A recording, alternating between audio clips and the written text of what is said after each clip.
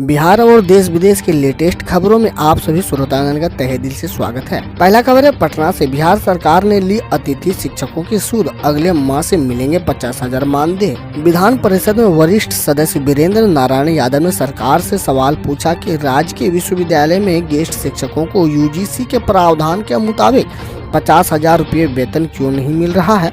वर्तमान में कॉलेजों में बढ़ा रहे अतिथि शिक्षकों के अधिकतम मानदेय 25,000 रुपये ही मिल रहा है, जबकि उन्होंने यूजीसी के प्रावधान के मुताबिक इतना वेतन नहीं मिलना चाहिए। सरकार स्थिति साफ करे। बिहार में होगा विश्व का दूसरा सबसे बड़ा अस्पताल। पटना में हड्डी के इलाज का सबसे बड़ा सुपर स्पेशलिस्ट अस्पताल भी बनेगा। बिहार में हड्डी के मरीजों को बेहतर व बड़े इलाज के लिए अब दूसरे राज्यों में नहीं जाना होगा। नीतीश कुमार राज्य में हड्डी व सबसे बड़ा सुपर स्पेशलिस्ट अस्पताल बनाने जा रही है। लोक नायक जयप्रकाश नारायण हड्डी रोग अस्पताल व आसपास के राज्यों का सबसे बड़ा सुपर स्पेशलिस्ट अस्पताल होगा। सरकार ने बजट में इसकी राशि मंजूर कर दी है। कटिहार में तेज रफ्तार ट्रक और स्कॉर्पियो में भीषण टक्कर, 6 की हो गई मौत। पीएम मोदी और नीतीश कुमार ने जताई संवेदना। नेशनल हाईवे 31 के कोसी सड़क पुल पर मंगलवार के अहले सुबह ट्रक और स्कॉर्पियो के आमने सामने हुई भीषण टक्कर में घटनास्थल पर ही 6 लोगों की मौत हो गई। दुर्घटना में 3 गंभीर रूप से घायल हो गए हैं। घायलों को उपचार के लिए कटिहार सदर अस्पताल रेफर कर दिया गया। मरने वाले सभी स्कॉर्पियो सवार समस्तीपुर के रोसडा निवासी बताए जा रहे हैं। 9वीं के होनहार छात्र का मर्डर कर शौचालय में फेंका, 100 की हालत देख कांप उठी रूह। 3 दिन से लापता था। बिहार के सहरसा में 3 दिन से लापता छात्र का शव कॉलेज के शौचालय से बरामद हुआ। छात्र की हत्या कर शव को शौचालय में बंद कर दिया गया था। मृतक के शरीर पर कई चोट के निशान थे, वहीं कई जगहों पर काला धब्बा था। देखने से ऐसा लग रहा था कि किसी ने शरीर पर लोहे से दाग किया हो या करंट लगाया हो। जिसने भी शव को देखा उसने कहा कि ऐसा सुलूक तो किसी दर्दाई अपराधी के साथ भी नहीं किया जाता जितना एक होनहार छात्र के साथ किया गया है। कोरोना के नए लहर से बिहार में अलर्ट। होली से पहले महाशिवरात्रि का रंग होगा फीका। जी हां, आपने ये खबर सही सुना है। कोरोना वायरस के नए लहर फिर एक बार होली का रंग फीका कर सकता है। पिछले साल लोगों को कोरोना वायरस के कारण अपने अपने घरों में कैद रहकर बड़ी सावधानी पूर्वक होली का त्योहार मनाना पड़ा था। इस बार भी वही लग रहा है कि कोरोना के नए लहर होली का रंग फीका कर सकता है। होली से पहले महाशिवरात्रि का पर्व है। हिंदू धर्म में शिवरात्रि का भी विशेष महत्व है। इस दिन देश में बड़े बड़े आयोजन किए जाते हैं। इस दिन शिव भक्त शिव बारात शोभा यात्रा निकालते हैं, लेकिन इस बार भी महाशिवरात्रि के दिन सभी प्रकार के आयोजन पर रोक लग सकती है। शिक्षा मंत्री ने बिहार के सभी अनुमंडल में जल्द डिग्री कॉलेज खोले जाने की कही बात, तेजस्वी ने कसा तंज। बिहार में विधानसभा का सत्र जारी है। बजट सत्र का कल तीसरे दिन मंगलवार को भी कार्यवाही हंगामे के साथ शुरू हुई। मंगलवार को विधानसभा में शिक्षा मंत्री विजय चौधरी ने कहा कि बिहार के जिन अनुमंडल में डिग्री कॉलेज नहीं है वहां जल्द ही डिग्री कॉलेज खोले जाएंगे। इसके अलावा उन्होंने कहा कि सरकारी स्कूलों के 78,000 बच्चों का अगले क्लास में प्रमोशन होगा। यूपी से बिहार नाव पर ले जा रहे थे शराब, पुलिस को पानी में आता देख 2650 बोतल छोड़ गंडक में कूदे। बिशभमपुर थाना क्षेत्र के काला मिटनिया गांव के समीप सोमवार की देर रात गंडक नदी के रास्ते यूपी से नाव से शराब लेकर आ रहे धंधेबाज नदी में नाव पर गश्त करते पुलिस को देखकर नदी किनारे नाव से कूदकर फरार हो गए। इसी बीच मौके पर पुलिस ने नाव पर रखी गई 2650 बोतल शराब बरामद कर ली। पुलिस फरार धंधेबाजों को गिरफ्तार करने के लिए छापेमारी अभियान चला रही है। अब खबर देश विदेश और देश की विभिन्न योजनाओं एवं खेलों से। कांग्रेसी एमएलए का काला कांड, ताबड़तोड़ आईटी रेड में मिले चौंकाने वाले सबूत। काला धन पर सवाल उठाने वाले की बोलती हुई बंद। आयकर विभाग की टीम बीते 3 दिनों से मध्य प्रदेश के बैतूल से कांग्रेस विधायक निलय डगा के अलग अलग राज्यों में स्थित ठिकानों पर छापेमारी अभियान चला रही थी। कांग्रेस विधायक के ठिकाने मध्य प्रदेश के अलावा भी कई प्रदेशों में मौजूद है, जिनमें इनमें से एक है महाराष्ट्र का सोलापुर। आयकर विभाग ने कांग्रेस विधायक के उस ठिकाने से 7.5 करोड़ रुपए नगद बरामद किए। आयकर विभाग की टीमें शनिवार को कांग्रेस विधायक नीला डागा के यहाँ पहुंची थी, तभी से उनके तमाम ठिकानों पर छापेमारी जारी है।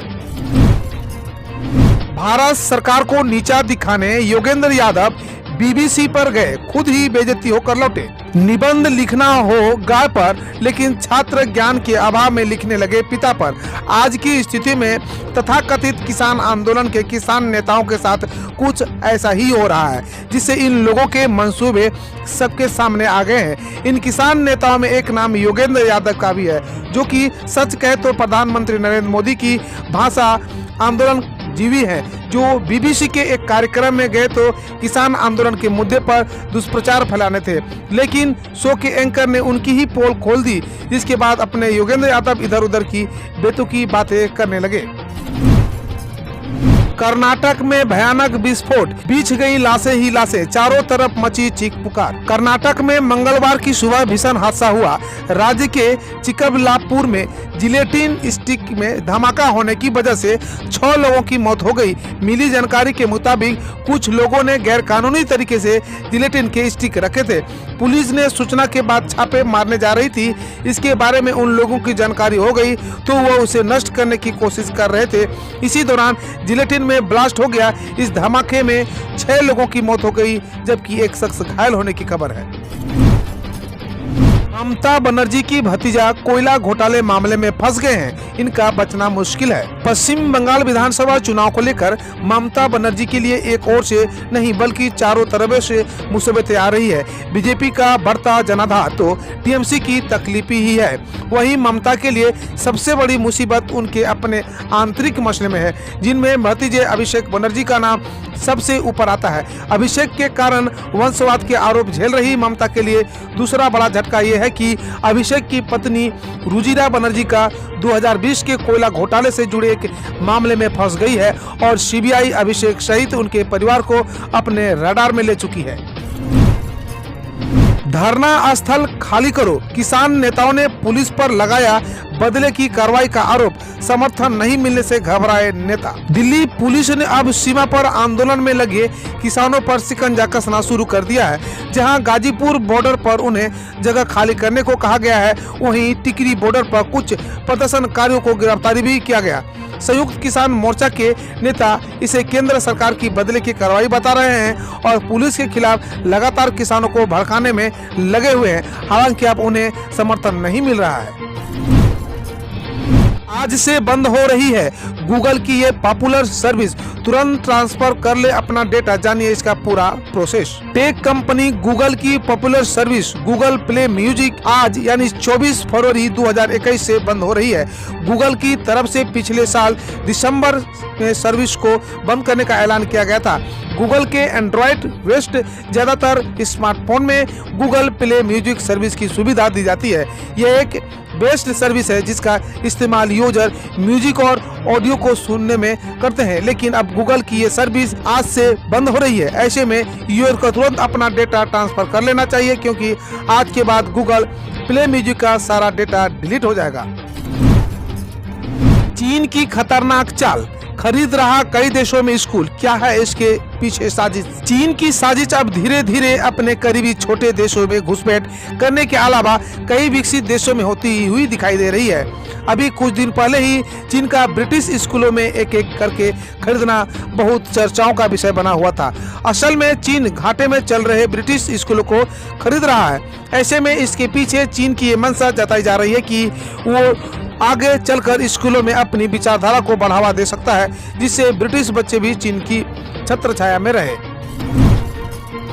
गो आयोग ने कहा गाय के गोबर से बनी सीएनजी गैस निकालेगी पेट्रोल डीजल की हवा, महंगाई से मिलेगी राहत। महंगे पेट्रोल डीजल की काट क्या गाय के गोबर में छिपी है? राष्ट्रीय गो आयोग के मुताबिक तो इसका जवाब हाँ में है। ईंधन की बढ़ती कीमतों के बीच राष्ट्रीय गो आयोग ने लोगों को गाय के गोबर से बनी नेचुरल गैस यानी सीएनजी का इस्तेमाल करने की नसीहत दी है, ताकि लोगों को सस्ता और मेड इन इंडिया फ्यूल मिले। आयोग ने यह सलाह उस डॉक्यूमेंट में दी है जिसे नेशनल काउ साइंस एग्जाम में पेश होने जा रहे विद्यार्थियों के लिए वेबसाइट पर अपलोड किया गया है। यह परीक्षा 25 फरवरी यानी कल से होने जा रही है। हमेशा विरोध करने वाला चीन ने किस मसले पर किया भारत का समर्थन, जानिए। भारत और चीन के बीच सीमा विवाद को लेकर कम हो रहे गतिरोध का असर अन्य मसलों पर दिखना शुरू हो गया है। चीन ने इस साल भारत द्वारा ब्रिक्स सम्मेलन की मेजबानी का सोमवार को समर्थन किया। चीन ने कहा कि वह 5 उभरती अर्थव्यवस्थाओं के संगठन ब्रिक्स में सहयोग को मजबूत करने के लिए नई दिल्ली के साथ मिलकर काम करेगा। गौरतलब है कि भारत इस साल ब्राजील, रूस, भारत, चीन, दक्षिण अमेरिका के संगठन ब्रिक्स की अध्यक्षता करेगा। भारत की तैयारी ब्रिक्स वार्षिक सम्मेलन की मेजबानी करने की है। मद्रास हाई कोर्ट बोला, श्री राम हिंदुओं के दिल के बहुत करीब, मंदिर के लिए अभियान कर दिया यह बड़ा फैसला। मद्रास हाई कोर्ट के मदुरै पीठ ने शहर में श्री राम मंदिर के लिए जागरूकता अभियान चलाने की मांग वाली अर्जी स्वीकार करते हुए सहायक पुलिस आयुक्त के उस आदेश को रद्द कर दिया है जिसमें कोरोना महामारी और कानून व्यवस्था का हवाला देते हुए इजाजत से इनकार कर दिया था। हाई कोर्ट ने कहा कि श्री राम हिंदुओं की धार्मिक भावनाओं और दिल के बहुत करीब है। कांस्टेबल ने मांगी 15,000 की रिश्वत तो कॉलर पकड़कर सड़क पर खींच लाई महिला, जानिए क्या है पूरा मामला। कांस्टेबल के पद पर तैनात व्यक्ति के कारनामे के कारण पूरे विभाग को शर्मसार कर देने वाली मामला सामने आया है। एक आरक्षक काम के बदले महिला से रिश्वत मांग रहा था। उस महिला ने तंग आकर उसका कॉलर पकड़ लिया और सड़क तक घसीट लाई। हंगामे के बाद जब लोगों की भीड़ जुटी तो आरक्षक की पोल खुल गई और वह माफी मांगने लगा। बाद में पुलिस ने उसको पकड़ लिया और अपने साथ थाने ले गई। बताया जा रहा है कि इस आरक्षक ने काम के बदले में पहले भी 40,000 रुपए ले चुका था और फिर 15,000 रुपया मांग रहा था। शराब माफिया मोती का हुआ खात्मा, अब पुलिस प्रशासन के सामने यह है बड़ी चुनौती, जानिए क्या हो बड़ी चुनौती। कासगंज जिले में पुलिस ने सिपाही की हत्या के मुख्य आरोपी शराब माफिया मोती सिंह का खात्मा कर दिया है। इसके साथ ही उसका कच्ची शराब का धंधा भी बंद हो गया है। लेकिन गंगा और काली नदी के कादर इलाके में धधकती कच्ची शराब की भट्टियां कब बुझेंगी, यह सवाल अभी भी बना हुआ है। नशे की इस कारोबार को जड़ से खत्म करना पुलिस और प्रशासन के लिए बड़ी चुनौती से कम नहीं है। जिले में गंगा और काली नदी की खादर में 50 से अधिक ऐसे गांव हैं जहां कच्ची शराब की भट्टियां धधकती है। यहां तक पहुंचना पुलिस के लिए आसान नहीं है। आप दोनों बंगाल और महाराष्ट्र को अलग देश घोषित कर पीएम बन जाएं। भारत से ले आजादी, एसएफजी की ममता और उद्धव को दी सलाह। खालिस्तानी संगठन सिक्स फॉर जस्टिस ने पश्चिम बंगाल की मुख्यमंत्री ममता बनर्जी और महाराष्ट्र के मुख्यमंत्री उद्धव ठाकरे से अपील की है कि आप अपने अपने राज्य को भारत से आजाद घोषित करें। यूट्यूब पर फ्री बंगला फ्री महाराष्ट्र नाम से चैनल बनाकर पहला वीडियो भी अपलोड कर दिया गया है, जिसमें एसएफजी के गुरपत सिंह पन्नू ने कहा कि मानवाधिकार के लिए लड़ रहा और पंजाब को कब्जा से मुक्ति दिलाने के लिए लड़ रहा है। क्या सस्ता होने वाला है पेट्रोल डीजल, अब आरबीआई गवर्नर ने की टैक्स घटाने की वकालत। पेट्रोल डीजल की कीमतों को कम करने के लिए अब सरकार के अंदर से भी आवाजें उठने लगी है। वित्त मंत्री निर्मला सीतारमण, पेट्रोलियम मंत्री धर्मेंद्र प्रधान के बाद अब रिजर्व बैंक ऑफ इंडिया के गवर्नर शशिकांत दास ने भी टैक्स घटाकर कीमतों को काबू करने का सुझाव दिया है। खबर खेल जगत से, आईपीएल से पहले क्रिकेट ऑस्ट्रेलिया ने बीसीसीआई के सामने रखी खिलाड़ियों को लेकर एडवर्टाइजमेंट की शर्तें। आईपीएल का 14वां सीजन का फैंस बेसब्री से इंतजार कर रहे हैं। हाल ही में मिनी ऑक्शन की भी खत्म हो चुका है और टीम ने अपनी तैयारियां शुरू कर दी है। इस साल आईपीएल अप्रैल के दूसरे सप्ताह में शुरू होगा, जिसमें ग्लेन मैक्सवेल, झा रिचर्डसन समेत कई ऑस्ट्रेलियाई क्रिकेट भाग लेंगे। ऑस्ट्रेलिया के 19 क्रिकेटर आईपीएल 2021 खेलेंगे, जिनमें Steve Smith, Maxwell, Nathan Coulter, Nile Richardson, David Warner और मिशेल मार्श शामिल है। क्रिकेट ऑस्ट्रेलिया ने जारी किया फरमान। खबरें आ रही है कि क्रिकेट ऑस्ट्रेलिया इंडिया नहीं चाहती है कि इंडियन प्रीमियर लीग के अगले सीजन के दौरान उसके खिलाड़ी जुआ, फास्ट फूड, शराब और तंबाकू ब्रांड के प्रचार के लिए विज्ञापन करें। धन्यवाद। हम रोज ऐसे ही न्यूज लाते रहेंगे, तो यदि आपने अभी तक क्लीन न्यूज को सब्सक्राइब नहीं किया है तो पहले फटाफट सब्सक्राइब कर लें, साथ ही बेल आइकन को दबा दें ताकि कोई अपडेट मिस ना हो।